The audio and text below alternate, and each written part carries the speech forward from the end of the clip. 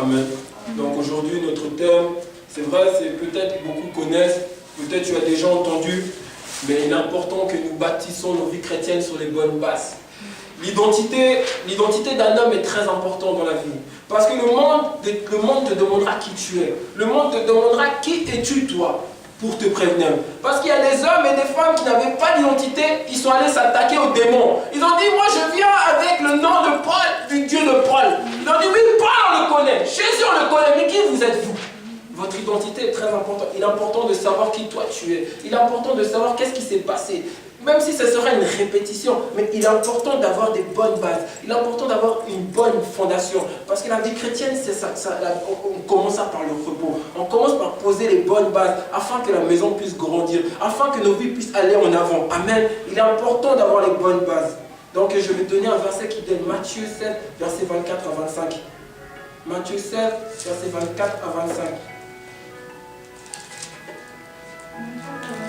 Mais si vous voulez, je vous donne que les références et vous pouvez méditer à la maison, parce que ça, c'est pas mon introduction, c'est mon introduction. Quiconque entend cette parole que je dis et la met en pratique, je le compare à un homme prudent qui bâtit sa maison sur le roc. Lorsque la pluie et les tempêtes et les torrents sont venus et le vent souffle et donné contre cette maison, elle n'a point tombé parce qu'elle était fondée sur le roc. Amen.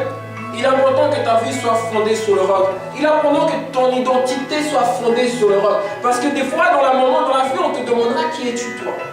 Qui te prénommes-tu toi? Amen. Qui es-tu toi? Amen. Pour te demander. Qui es-tu toi pour faire ça? Amen. Amen. Le monde te demandera qui es-tu. Il est important que tu comprennes ton identité. Il est important que tu comprennes ce que tu as fait le jour où tu as accepté le Seigneur. Nous allons parler de la nouvelle création. Nous allons parler d'une chose importante qui est la nouvelle création. Je vais parler et te dire qu'est-ce qui s'est passé le jour où tu as accepté le Seigneur. Peut-être tu ne sais pas bien, peut-être tu n'as pas bien compris, mais dans Apocalypse 3, il dit, voici je me tiens à la porte. Je frappe, si quelqu'un entend ma voix et ouvre la porte, j'entrerai chez lui et je souperai avec lui avec moi. Amen. La Bible dit qu'il a frappé à ta porte et après il a attendu que toi tu ouvres afin que lui vienne souper avec toi. Ça c'est le début, là où tout le jour où tu as senti l'appel, le jour où tu as senti qu'il fallait que tu viennes au Seigneur. Parce que tout le monde ne sent pas ce cœur-là, tout le monde ne sent pas ce désir de revenir au Seigneur. Parce que la Bible dit que le païen, lui, il a la pensée obscurcie. Il ne comprend pas les choses de Dieu. Pour lui, les choses de Dieu, c'est anodin. Mais toi, ce jour-là, tu avais compris. Il y avait un truc qui disait, accepte-le. C'est quand tu as dit, oui, prends tout, Seigneur. Oui, Seigneur, prends tout, Seigneur. Je me livre à toi comme un sacrifice. Je me livre à toi comme une offrande de bonne odeur. Amen. Amen. C'est ce jour-là où tu as dit, Seigneur, je me donne à toi. C'est ce jour-là où il est entré. Mais tout ça, après, il y a beaucoup de choses qui sont passées. Il y a un homme dans la Bible qui a vu un homme qui s'appelle Jésus. Cet homme faisait des choses pas comme tout le monde. Cet homme vivait pas comme tout le monde. Cet homme parlait pas comme tout le monde. Et cet homme, à chaque fois qu'il marchait, il y avait des prodiges et des miracles qui marchaient avec lui. Amen. Amen. Sa vie est une vie de prodiges et miracles. Alors cet homme qui enseignait, cet homme qui apprenait aux gens, cet homme qui donnait aux gens, qui apprenait aux gens, en plus qui était docteur, mais il s'est trouvé à un moment devant un fait accompli. Allons dans Jean 3.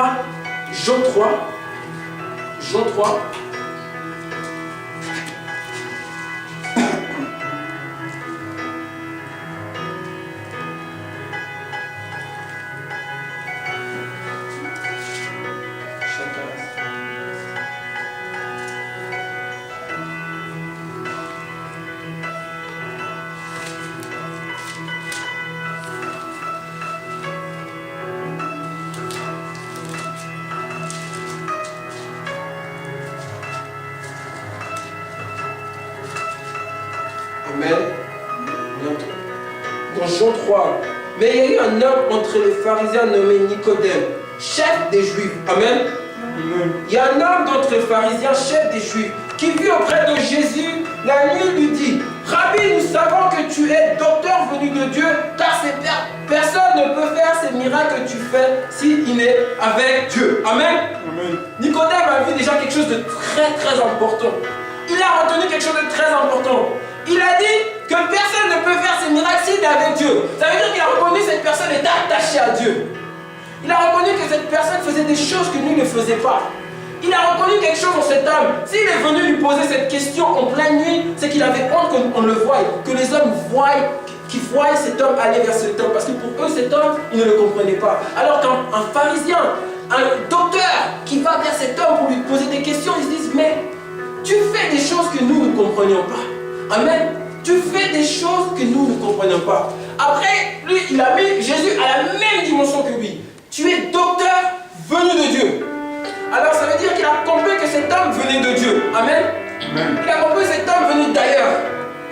Je ne sais pas ce qu'il a fait en cet homme. Amen. Continuons dans Jean 3. Jean 3. Continuons.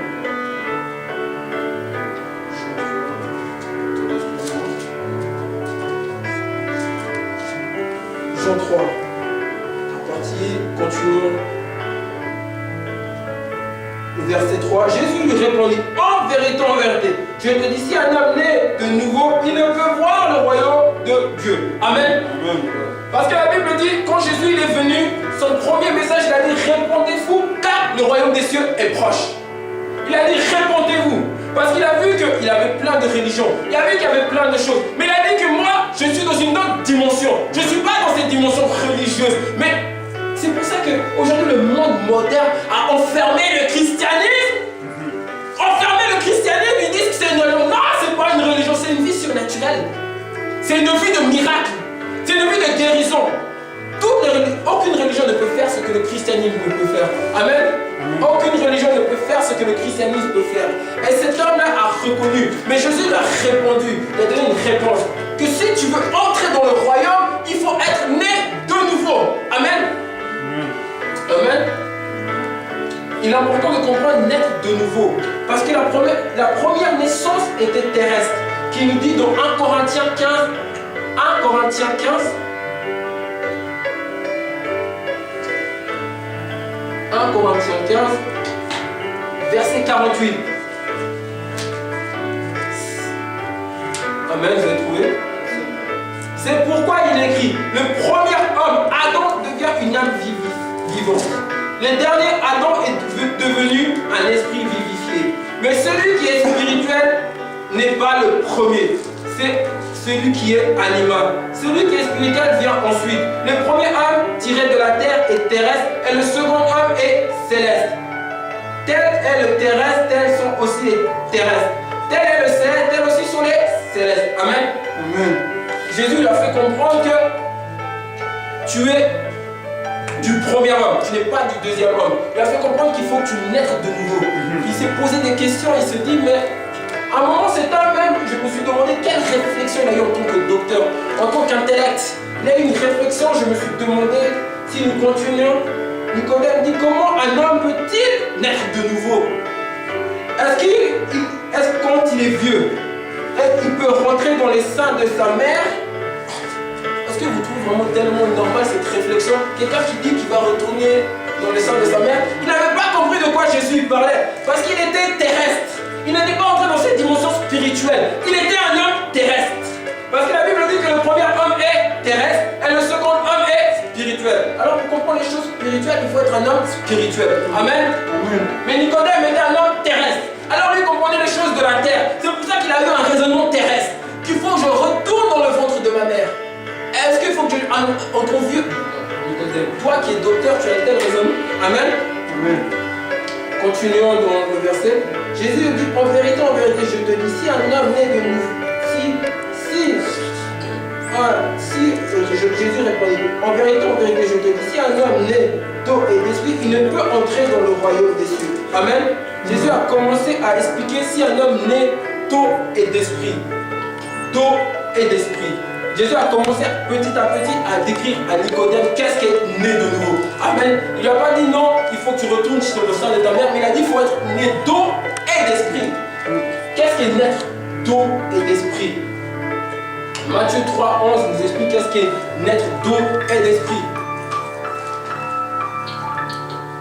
Matthieu 3, 11.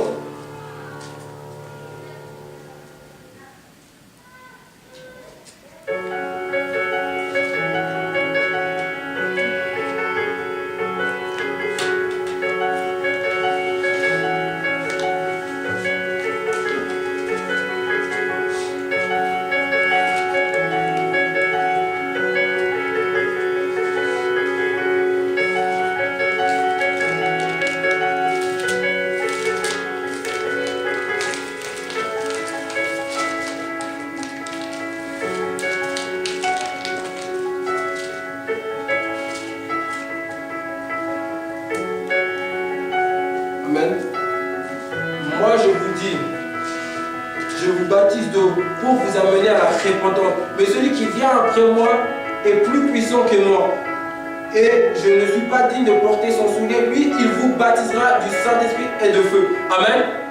Il a fait comprendre que, ça c'est Jean-Baptiste qui parlait. Il a dit, moi je vous baptise d'eau, mais celui qui vient après moi, il vous baptisera d'esprit, du Saint-Esprit et de feu. Amen. Et il a fait comprendre, maintenant il commence à expliquer qu'est-ce qui veut dire être né d'eau et d'esprit. Il fait comprendre d'abord il faut passer par les eaux du baptême, qui veut dire baptiso. Ça veut dire entrer, être immergé dans l'eau. Ça veut dire, la Bible dit que toutes choses anciennes sont passées et toutes choses sont devenues nouvelles. Amen. Amen. Donc il fait comprendre à Nicodème qu'il faut passer par le temps de la repentance. Il fait comprendre à Nicodème qu'il faut rentrer dans les eaux du baptême et ressortir. D'abord accepter le Seigneur et entrer dans les eaux du baptême. Amen. Amen. Il le fait comprendre à Nicodème. Là, il est en train d'entrer, il est en train d'expliquer, nous expliquer qu'est-ce qui veut dire être né d'eau. Vous savez, beaucoup disent, je suis né de nouveau, je suis une nouvelle créature. Mais tu sais qu'en fait, tu parles plus à l'autre, tu vas me dire, mais je sais ce que tu racontes. Mais c'est plus Bobo qu'on voit. Bobo, l'ancien Bobo est parti. Ça veut dire celui qui faisait les erreurs, celui qui était, il est parti. Mais maintenant, il y a un autre Bobo qui est venu, celui qui est spirituel. C'est pour ça que quand les gens ils te voient, ils te disent, je te connais, tu dis, non, tu ne me connais pas. Mais oui, je te connais, j'ai fait, non, on n'a pas fait l'école ensemble, on ne se connaît pas.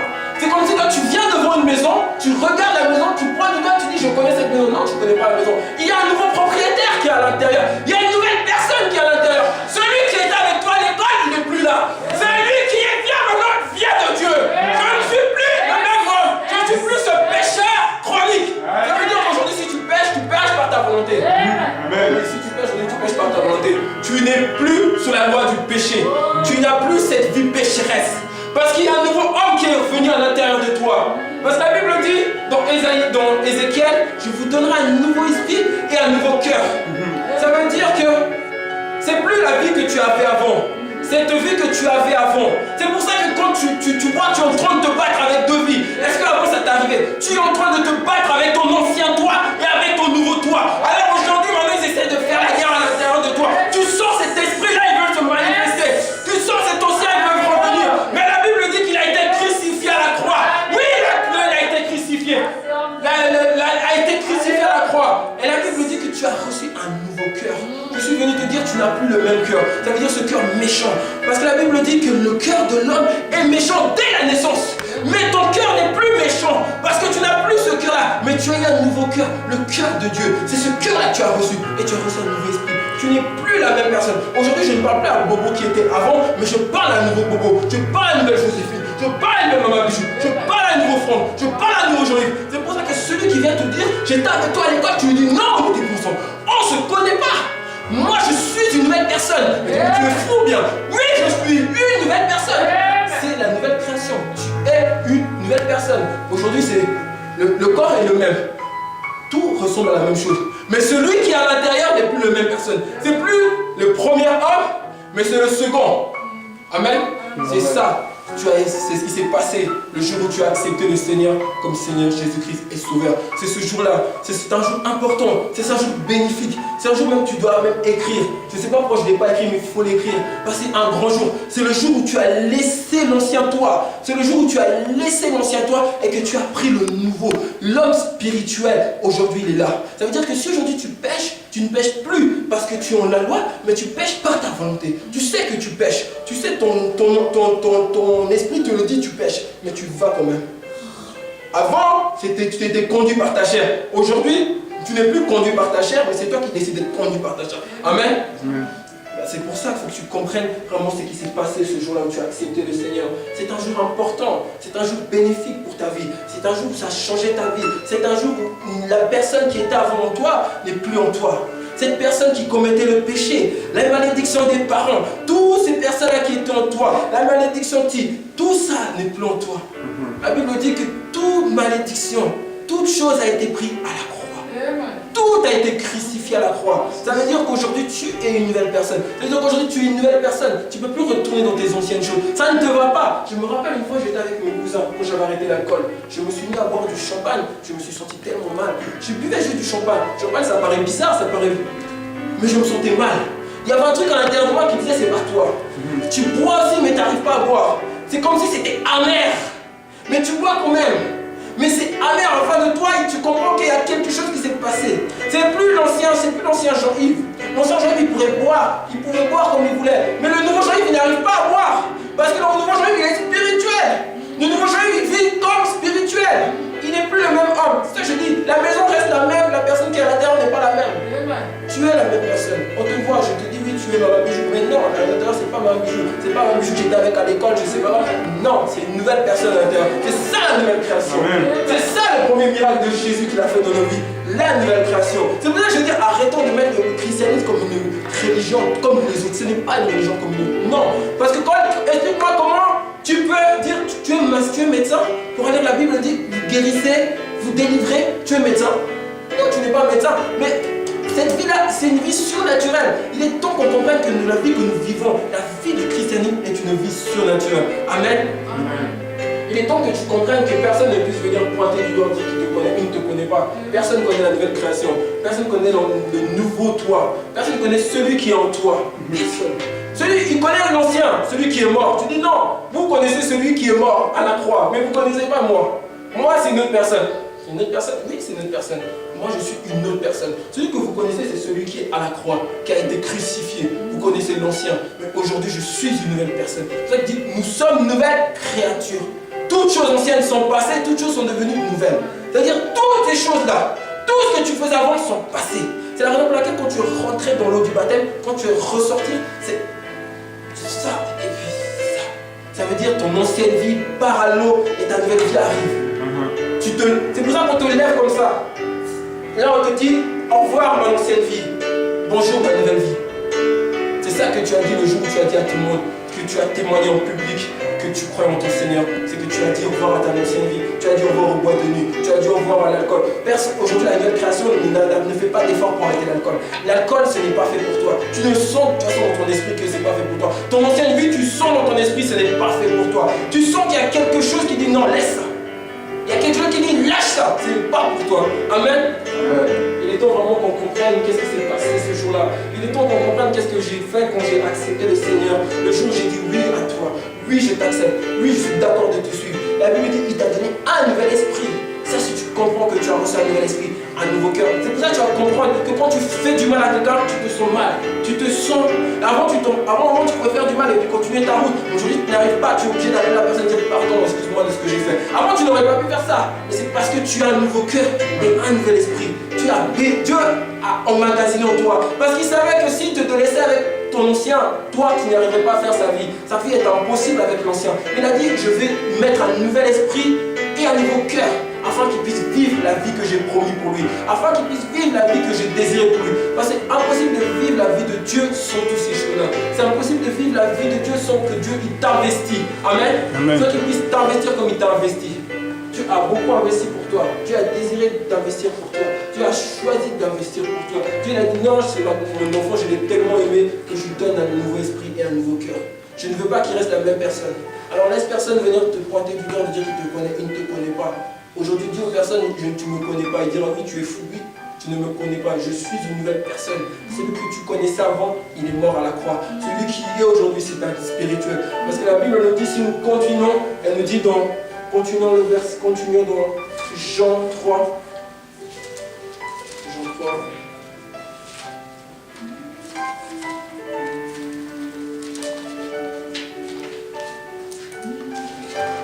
Il nous dit, dans Jean 3, elle nous dit que, dans Jean 3, verset 6, ça nous dit, celui qui est né de chair est chair, celui qui est né d'esprit est esprit. Ne t'étonne pas que je te dis, il faut que tu naisses de nouveau. Le vent souffle où il veut et tu n'entends pas le bruit, mais tu sais où il vient, ni où il va.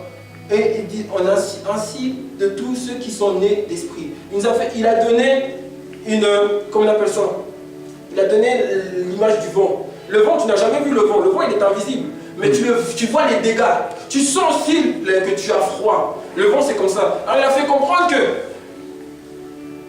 les personnes qui sont nées de nouveau, tu ne vois pas tout de suite. Parce que c'est invisible ce qui s'est passé. Mais tu vas voir avec des manifestations. Tu verras par leur manière de marcher. Tu verras par la manière de vivre. Tu verras qu'ils sont nés de nouveau. C'est C'est pour ça qu'il était capable de faire ce qu'il faisait, parce que lui, il était né de nouveau. C'est la première personne qui a connu la nouvelle naissance. C'est la première personne qui a expliqué la nouvelle naissance, c'est Jésus. Après, il nous a expliqué afin que nous puissions être nés de nouveau. Amen. Amen. Tu es une créature importante aux yeux de Dieu. Dieu a désiré vraiment investir en toi. Rappelle-toi vraiment qu'il est important. Assis-toi, dis Seigneur, ce nouveau cœur, ce nouveau esprit. Assis-toi, pense à tout ça. Pense pourquoi tu n'arrives pas à faire ce que tu fais. Même ce que tu n'arrives pas à arrêter. Aujourd'hui, prends une décision. Tu dis, j'ai un nouvel esprit et un nouveau cœur. Je dois prendre cette décision. Je ne peux pas continuer, tu ne peux pas arrêter petit à petit. La nouvelle création n'arrête pas. La nouvelle création arrête d'un coup. Parce que ce n'est plus fait pour elle. Elle sent que ce n'est plus ma vie. Elle sent que non, je ne peux pas rester là-dedans. Amen. La nouvelle création le sent. La nouvelle création le sent. C'est la raison pour laquelle elle laisse ces choses-là. C'est pour ça qu'il faut que tu comprennes que Dieu t'aime. Et Dieu a investi en toi. Dieu continuera à investir en toi. Mais comprends ce qui s'est passé le jour où tu es né de nouveau. Comprends ce qui s'est passé quand tu as accepté le Seigneur comme Seigneur Jésus-Christ et Sauveur. Amen. Comprends-le. Il est important que tu comprennes qu'on est venu souper à ta porte. Qu'on est venu souper avec toi. Qu'est-ce qui s'est passé? Quel attachement il a fait avec toi? Quelle fusion il a fait avec toi? Il est temps qu'on comprenne ça. Amen. Amen. Prions vraiment. Remettons vraiment nos vies entre les mains du Seigneur. Vraiment, remettons là où nous n'arrivons pas. Oui, nous avons le vouloir de changer. Oui, nous avons envie d'aller de l'avant. Oui, nous avons envie de faire la différence. Oui, nous avons envie d'impacter notre génération. Mais prions vraiment que Dieu puisse venir à notre secours. La Bible dit qu'il donne le vouloir et le pouvoir de faire les choses. Nous, par nous-mêmes, nous ne pouvons pas. Nous, par nous-mêmes, nous n'avons pas la force. Mais nous croyons que lui, il va nous donner la force de faire les choses. Il va nous donner la force d'aller de l'avant. Amen. Amen. Prions véritablement notre Dieu. Prions notre Dieu de nous faire comprendre ces mystères. Prions notre Dieu de nous ouvrir les yeux sur ce qu'il nous a donné. Prions notre Dieu de vraiment de nous conduire dans tout ce que nous ferons. Prions. Oh Père éternel,